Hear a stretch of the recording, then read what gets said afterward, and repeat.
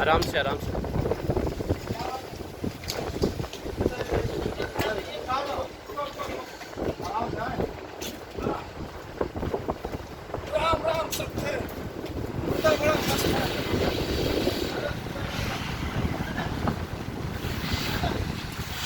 Length काफ़ी होगी है, 11 मीटर।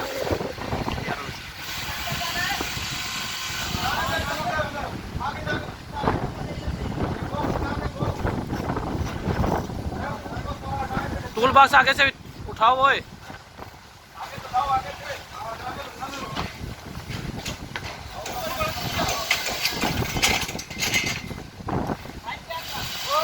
पहले वाले पाइप से। सबर इसरार को आने दे।